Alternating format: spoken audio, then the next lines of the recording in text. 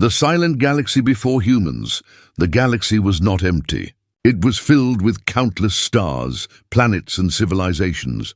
Alien species had ruled their corners of the universe for thousands of years. They had built great cities floating among the stars, carved empires across entire systems, and written histories longer than human memory could ever imagine. But even with all their power, something was missing. For all their numbers, the galaxy was strangely quiet. The great empires did not push too far. The smaller civilizations did not rise too high. Most species followed the same pattern. They found a world, they built, they fought, and then they settled into silence. No one dared to change too much. No one dared to question why things felt so still. It was as if the galaxy was waiting for something. The Draylan Empire, the strongest of the old powers, believed they had no rival. Their fleets were endless, their weapons older than mountains on Earth. They moved like giants, slow but unstoppable. Around them, smaller races bent their heads, paying tribute and avoiding conflict. The Draylan believed this was the natural order of things. Far across the stars, the Jorathi lived in shadow. They were thinkers, not warriors. Their minds reached far, but their hearts feared change. They had maps of every nearby star, every trade route, every law. They told themselves the galaxy was already discovered. There was no mystery left. Nothing new would come. Other species told the same story. Life was known. Life was set. The universe would not surprise them. And then one day a signal appeared. It was not a powerful signal. It was not even meant for the galaxy. It came from a small blue planet on the edge of a quiet arm of the Milky Way. At first, the great civilizations ignored it. To them, it was only noise, strange patterns of sound moving through space, but the noise did not stop. The signal grew louder. Stronger, clearer, music, laughter, stories, voices that carried emotion in a way no alien could fully understand. These were not just sounds. These were songs filled with rhythm and chaos, with sadness and joy. The galaxy paused. For the first time in 1,000 years, something new had arrived. The Jorathi were the first to notice. Their great libraries began to fill with human recordings. At first, they treated them as curiosities, strange artifacts from a primitive world. But the more they listened, the more unsettled they became. Human voices carried something dangerous, hope, defiance, dreams that stretched beyond stars. The Draylan grew angry. To them, Earth was an insult. A species so young had no right to shout into the galaxy. They considered sending ships just to remind these humans of their place. But even the Draylan hesitated. Something about the human voices made them uneasy. They did not sound afraid. They sounded ready. Among the smaller races, whispers began to spread. Some laughed at the idea of humans. Others grew curious. Could a species from such a small world really matter?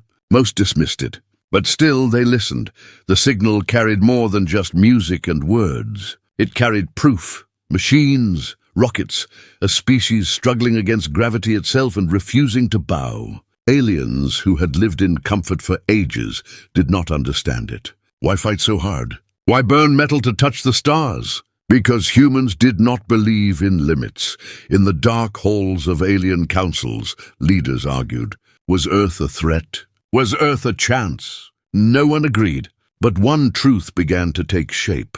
The galaxy would never again be the same. The signal reached even those who lived in hiding, species that had given up on change. To them, it was like a flame in endless night, a reminder that new life, wildlife, still existed. Humanity was not content with silence. Humanity wanted more, and as the years passed, the signal grew clearer. Television waves, radio broadcasts, digital codes, waves of information pushing out in every direction. For the first time, the galaxy was listening to something alive, something restless, something impossible to ignore. Many dismissed Earth as too far, too weak, too small. But deep in their hearts they knew the truth. Civilizations older than human history could sense it. Something had shifted. The galaxy had waited in silence for too long. Now the silence was broken, and the humans had arrived. First contact with the unexpected. The first time humans left Earth, the galaxy was not paying attention. To most alien eyes, humans were still small, still young, still trapped by gravity. Their rockets were clumsy, their ships slow compared to ancient fleets that had crossed stars for ages. But humans did not care. They kept building, kept launching, kept reaching further. One day, their signal was no longer just sound. It was a ship. The Artemis was not grand. It was not even powerful by alien standards. But it was alive with something the galaxy had not seen in centuries: courage. When the Artemis entered open space, it carried humans who were ready to meet whatever was waiting. The first alien fleet to encounter them belonged to the Veyari, a cautious race who served under the Draylan Empire. Their orders were simple: observe, report, and if needed, control. The Veyari expected fear. They expected to find fragile beings trembling at the sight of alien technology. What they found was different. The humans looked directly at them, with steady eyes and voices that did not shake. The Veyari commander recorded the first words: "We are from Earth. We come in peace, but we are not afraid." Those words echoed through the Veyari fleet. Not afraid. No other new race had ever spoken like that. Most begged. Most surrendered. But these humans, small, untested humans, looked at the stars as if they belonged there. The meeting was supposed to be a quiet event, hidden from the galaxy. But word spread like fire. Soon, every council and empire was speaking the same question: who are the humans? The Jorathi scholars requested recordings of the encounter. They studied every detail, every movement. What unsettled them most was not human weapons, which were weak, nor their ships, which were basic. It was their spirit. Humans did not ask permission to exist. They did not bow to power. They stood tall in front of it. For the Draylan, this was dangerous. They ruled through fear, through silence. If humans spread their ideas, other species might rise. So they began to plan, but not every alien saw danger. Some saw wonder. The small worlds, the weaker races, the forgotten civilizations, they whispered about Earth. If humans could stand before giants and not tremble, maybe others could too. Maybe the galaxy was not so fixed after all. The second human ship, Odyssey, carried more than greetings. It carried questions. Humans wanted to know everything: why certain stars glowed red, why alien maps ended where mystery began, why the galaxy seemed afraid of itself. Aliens were shocked. No one asked such questions anymore. For ages, civilizations had accepted limits. But humans refused. They pushed, they tested, they demanded to know what was beyond. At first, some aliens laughed at them. "You are too young," they said. "You do not understand the dangers of the void." But when danger came, the humans did not step back. They leaned forward. During one encounter, the Odyssey was caught in the pull of a dead star. Most species would have surrendered to fate, waiting for rescue. But humans fought their own ship, rewiring controls, burning engines, until metal screamed. Against all reason, they escaped. The Veyari who watched called it madness. The Jorathi called it impossible. But the story spread. Humans would rather break the universe than give up. This unsettled the great empires even more. If humans could not be controlled by fear, then how could they be stopped? Yet not all aliens wanted to stop them. Some began to secretly admire them. A few even reached out in secret, sending messages across the stars. For the first time in a long time, hope traveled faster than war. The galaxy, once quiet, was alive again. And at the center of it stood Earth. The fear and the wonder, the galaxy had always lived in balance. The powerful ruled, the weak obeyed, and nothing truly changed. But since the first human ships arrived, the balance began to shake. Everywhere, aliens whispered the same words: "The humans are here." For some, those words brought fear. For others, they brought wonder. The Jorathi libraries, which had stored endless maps and records, were now filled with human signals. They studied every sound, every image, every strange piece of culture. They saw humans laughing in danger, crying in sorrow, singing in joy. It was confusing. Most alien species hid emotion, believing it was weakness. But humans wore it openly, turning feelings into strength. The Jorathi scholars wrote in their reports, "Humans are unpredictable. They are chaos, and chaos is dangerous. The Draylen, proud rulers of the stars, grew restless. To them, humans were a threat, not because of their ships or weapons, but because of their spirit. If humans spread their ideas, others might rise against Draylen order. So in secret halls, Draylen warlords began to speak of Earth. It must be controlled before it grows, before it spreads. But the smaller civilizations did not see humans as a danger. They saw them as a spark. On worlds long forgotten by the great empires, children listened to human music carried by hidden waves. Farmers on distant moons watched shaky recordings of human explorers climbing mountains and crossing storms. Traders in deep space carried stories. The humans laugh at fear. The humans fight the impossible. The humans do not stop. Everywhere curiosity burned brighter, but with curiosity came fear. The Veyari, who had first met the humans, began to argue among themselves. Some believed the humans would bring disaster, drawing war into peaceful systems. Others believed the humans were a chance, a door to a new age. The division grew so sharp that even the Veyari Council could not find unity. What truly shook the galaxy, however, was not human words but human survival. In one corner of space, a storm of radiation had swallowed ships for centuries. No alien dared to cross it.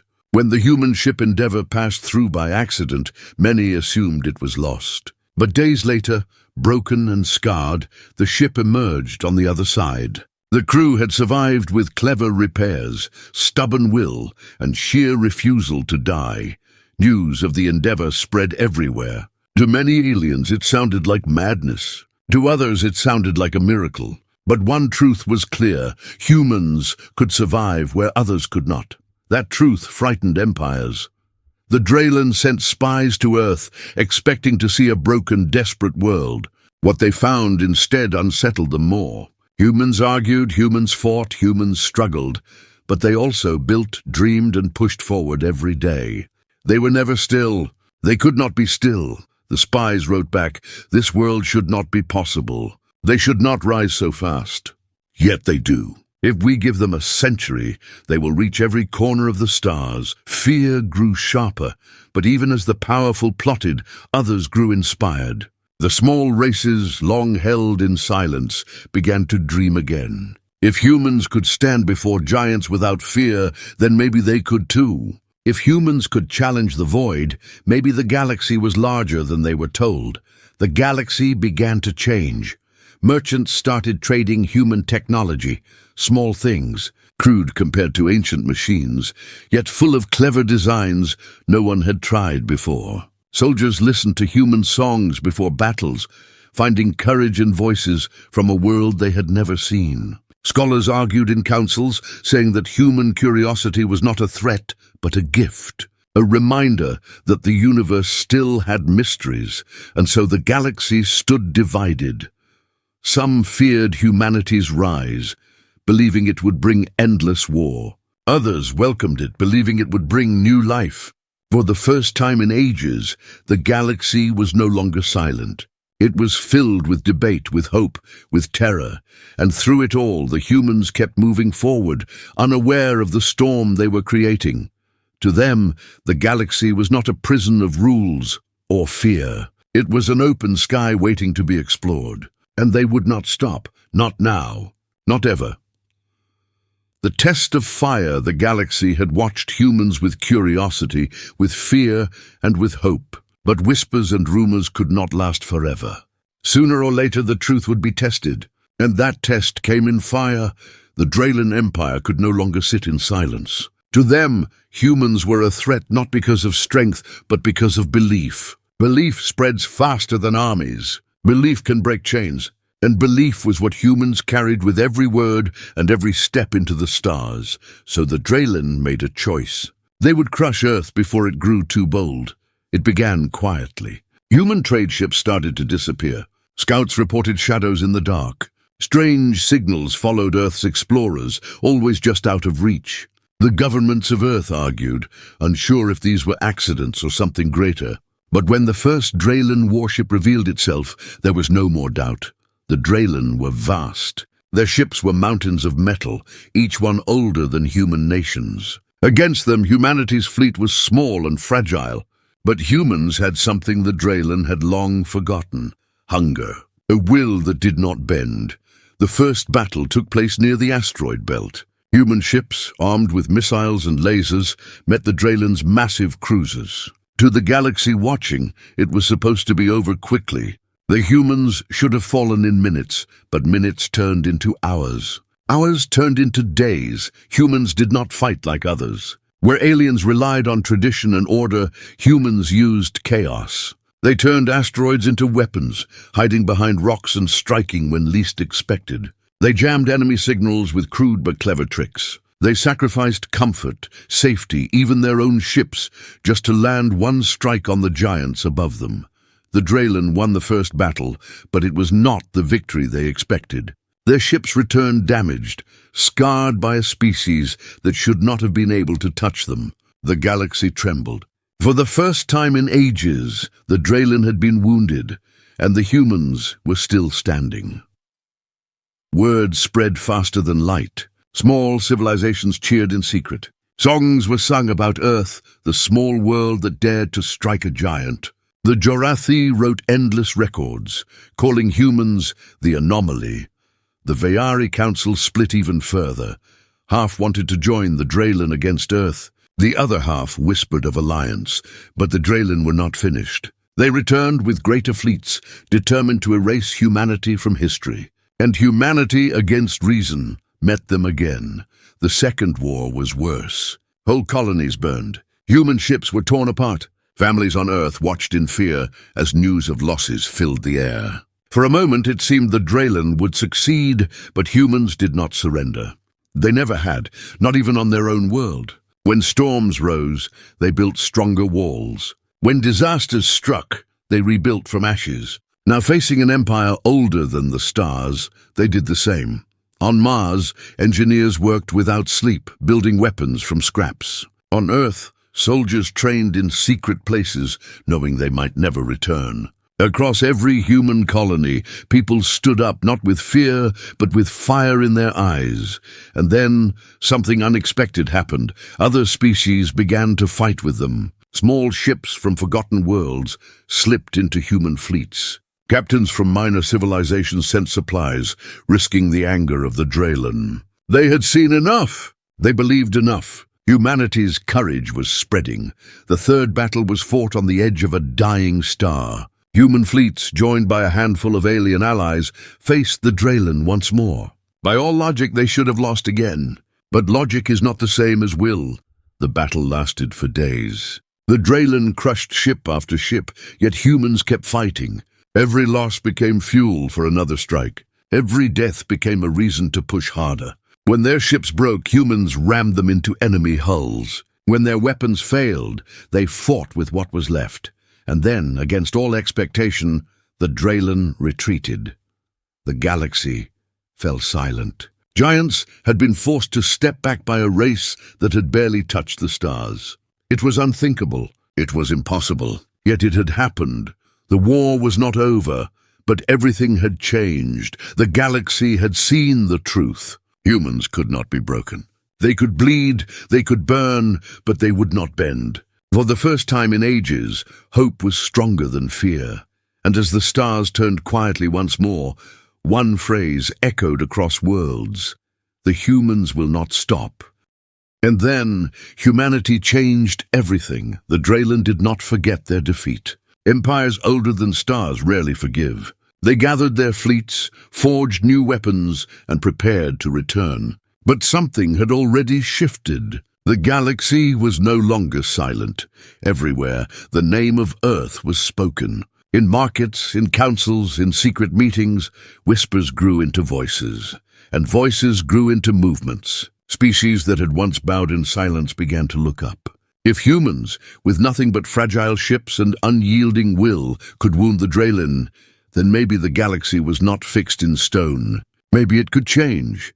The Jorathi scholars wrote it in their records. Humanity is not just another species. Humanity is a question the universe was afraid to ask, and the question was spreading. The next time the Draylen came, they did not face humanity alone. Fleets from minor civilizations joined the humans openly. The Veyari, once divided, sent a council ship that broke centuries of fear. Even the quiet races who had lived hidden in shadows began to emerge, carrying ships and weapons long forgotten. The Draylen warlords laughed at first. To them it was a swarm of insects. But the swarm did not break. United with humans, it fought like fire, burning from every side. The battles that followed were unlike any the galaxy had seen. Humans brought chaos into order. They did not follow the old rules of war. They twisted asteroids into shields, turned broken ships into traps, and charged forward even when hope seemed gone.